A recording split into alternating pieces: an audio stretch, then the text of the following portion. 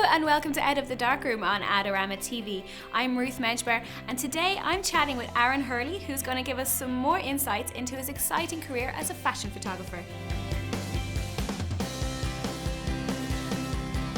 So you have a studio here in Dublin City, yes. And what's the name of it again? Daylight 44. And is it a daylight studio? Yeah, huge windows. Huge windows. Yeah. Okay, really high ceiling, so. Oh wow, sounds perfect. Dream for me. Yeah, and do you use mainly daylight then in your shoots? Yeah, I have. A lot of my shoots will be daylight except for beauty. I shoot beauty a lot under strobes and stuff like that. Would you? Yeah. And then when you're working in a studio environment, whether it be beauty or daylight, what's your kind of go-to gear? Okay, go-to gear would be a stunning lens. So I've got the 85mm 1.2. Ooh. And that's kind of like my go-to lens. And then I will always just kind of set up polyboards. Really? Yeah, it's nothing, like I'm not mad about reflectors because I don't like the look it gives. And like people, when I'd have assistants on set, they go straight for the, you know, lighting. I'm like, oh my God, I want to get sick.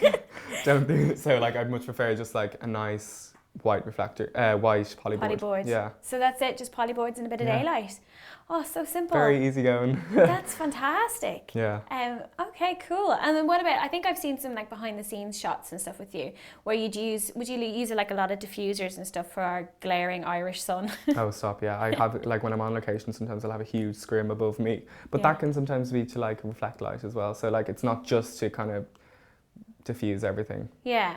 Is there any campaigns or anything that you're looking forward to shooting in the next year or so? Oh, next year, what have I got? Well, I'm booked up now for November as well. So Right. I've got a lot of like Christmas advertorials and editorials coming out then. But it's most frustrating thing for me is when you shoot something back in July and it still hasn't come out. So I'm like sitting here now on loads of work that's supposed to come out now just before Christmas. So I'm really excited for that to come out. So you can't really talk about it? Not yet. It can't show me or anything? And I don't know. I feel like I'd get in trouble if I did. Clients could flip. Yeah, I guess that's the same in music photography and any kind of other photography like that, is that you're embargoed for a while. Yeah. You shoot this amazing campaign and you instantly want to put it on Instagram and go, look what I did. I recently shot the H&M Kenzo collection for, it was like the Irish exclusive for Irish Tatler. And we had to sign like the non-disclosure agreements. And the minute I signed it, I wanted to put everything up on Instagram. I was like, it's just that thing of signing that form that you can't do it. Yeah. Tell us a bit then about shooting campaigns like the Kenzo campaign and things like that. Like from, you know, your agent will put this to you. It's like, do you want to shoot this? Yeah. Yes, I do. Then what happens? From then, it's kind of, I will be then linked up with the stylist or the creative director on set. Or the editor of the magazine, and they will kind of give me my brief. And if I, you know, don't understand something fully or kind of feel like it could go, we could do this instead, it might be an easier or a cooler idea or concept, I'll go back to them with my ideas. And it'll be kind of like back and forth for a while, and then it's obviously casting the models and the team, so hair and makeup. Usually a client will ask, who do you work best with, or who's your go-to team, and then book you through that. Wow. Yeah. So do you have a kind of a team then, a go-to team? It varies for through like the times, because at the beginning I had a team that I did everything with at the beginning, but people would always say don't pigeonhole yourself at the same time with the same people. True. So it kind of changes quite a bit. There's loads of people out there. I mean, you'll learn from other people and they'll learn from you. So absolutely. You do and it depends on the job as well, because there's some makeup artists that are like really light, but they could also be very slow. So if you have a very fast-paced set, or you need to go through like 15 looks in a day, you're going to know not to book that person because they're amazing at their job, but they're quite slow, so they're going to take up time. Okay, that's good. But you obviously just learned that from experience then. Yeah, learned it the hard way. You're like, okay, standing it's there kind of going, come on, you should have done loads by now. Absolutely. And then in terms of like the creative side of things, if there's a creative director working on the issue with you, then do you just follow their lead and you try and shoot to what they've set out? So it really depends on the job. If it's editorial, you'll have a lot more creative freedom with it. If you're on an advertorial, it's kind of like a middle ground. You can do what you like. But once you get this vibe across, then we're good. And the clothes need to be featured in this way. And then you could walk on set for a campaign and you have literally a shot list, and it'll have exactly right down to the T where everything is placed and how you have to photograph it. Wow. Yeah. Is that quite restrictive? It kills me sometimes because I'm like, oh, it could look so much cooler if we did it this way. But they have brand guidelines and stuff like that. Once you're getting on set, like they'll have where you can't crop the bag in this certain way, or this can't be lit this way because it doesn't, you know, it's insane. Yeah. It kind of like kills me because I'm like, oh. Yeah, it's taking away It your looks so eye. much cooler as an image when it's just that little bit out of shot. Or, you know, sometimes people crop the heads and it would look amazing. And like, I'd love to do that sometimes, but they're like, no, it needs to be this and we need this dimension. Oh my God, when people give you dimensions of shots, I'm like, oh.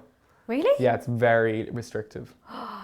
It just sounds like you're just, you know, the camera's just I know, that's what you feel like. You feel like a robot. Yeah. Yeah, just set up on a tripod and just press the button. Exactly. So I'm going to be a bit cheeky now and ask you then, if you're on set and you're working to a really tight brief and they've given you dimensions and you're basically just, you know, not that you're just a robot on a tripod, but kind of that. And then there's other shoots where you're mad creative and you're putting a lot more of your energy and your ideas into it. Yeah. Is there like different price scales then? Do you charge different day rates for the amount of creativity you're giving back?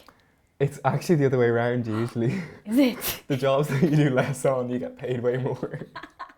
Okay, fantastic. Yeah. Love it. Editorial, you won't get a great day rate for that. Really? Yeah. Sometimes you could be, there was sometimes in editorial where they give you a budget and say it's like $3,000 and that has to pay for the model, team, location, everything. That's what And we're your working fee. with. Yeah. Ah. You will sacrifice your fee to get a really cool model, really cool location and go 90 with the editorial. Yeah. But that's what most creative people are like. That they'll do it just for the art, really. And you then, don't mind reducing your rate so that you can do something really cool that you're going to be proud of in your book. okay. Yeah. And then I guess you're so busy that you probably don't have a lot of personal projects on the go, would you? At the moment, no. I'm like back to back shooting and then I'll book a few days off to retouch and then get back to shooting. Like, it's crazy. So But, you do your own retouching as well? Yeah, at the moment. I don't Oh, outsource anything because my clients like the way I retouch.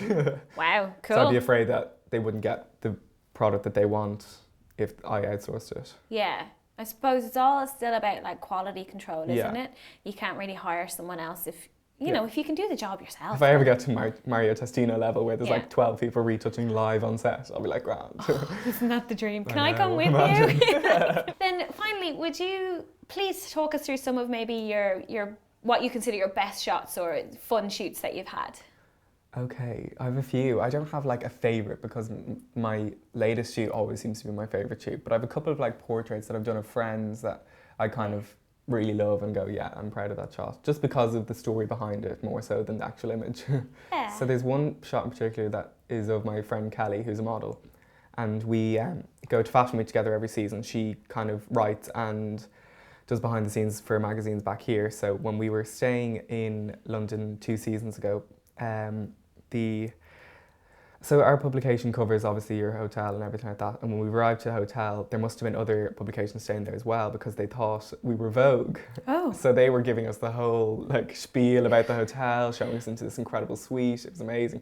And then he was like, so you're Vogue? And I was like, no, I'm Tatler. And he was like, oh, and he just kind of like lost interest and walked out. He spent all that time giving you the full works and showing you around because you're Vogue. I know. Aww. And then it just was ripped away. But you'll come back next year and you will be Vogue and he will just be so delighted to see you. Yeah, but in that hotel room I took a portrait of my friend Kelly, just no makeup. She was just out of the shower with like a towel around her head, and it's really pure because like her skin, it looks incredible. The light is just natural light at a window. Yeah. And I love that shot because of the gas story behind it. It's really striking as well. Oh, thank you. And is there reasons why you choose like black and white over colour a lot of the times, or do you just go with what feels right for the picture? There'll be times actually on set if the colour of say the room or something is putting me off, I'll shoot the editorial in black and white just so I don't need to worry about colour until I get into post-production. Wow. Yeah. Wow, that's unusual. Because you can get very like caught up and be like, oh, this doesn't look right because of the colour. Yeah. But like you're gonna do colour corrections anyway when you get back in post, so why not just shoot it in black and white, and then you can get that relationship with the model and everyone on set without having to worry the whole time. Oh my god, that looks weird. So you're programming the camera to shoot in black and white. Yeah, because it's in raw anyway, so it's not doing anything. Yeah, to then you're file. adjusting it to colour after that. Yeah. That's if I get really frustrated on set. I'll just be like, oh, I'll shoot in black and white, it'll look great. That's really fascinating. Yeah, Oh, and then I'm everyone thinking- on set will feel better as well because I'm not going, oh, this Yeah. doesn't look right. You're not stressing, Yeah. you're not trying to tweak things and things like that. I'm going to try that. Do it, Yeah. it'll just relax you. I could just to see how much I'd change my everything by Yeah. just shooting in black and white and then guessing what the colour is. People think I'm a weirdo when I do it, but it just, yeah. simplifies Works things. for me, yeah. I think you'd be really suited to shooting in film. I'd be afraid that I wouldn't have a clue what I'm photographing. Yeah, but that doesn't matter. It's trial and error, and Yeah. you'll get there in the end. But the way that you shoot and the things that you've just said, I think you'd be suited to film completely. God. Come back here to the Darkroom Yeah, someday. we'll have a go. Yeah, we'll have a go of it.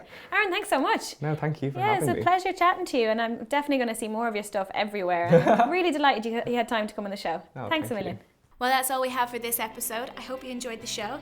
If you'd like to brush up on your own photography skills, then check out the Adorama Learning Centre. And if you'd like to watch more videos, then subscribe to the YouTube channel.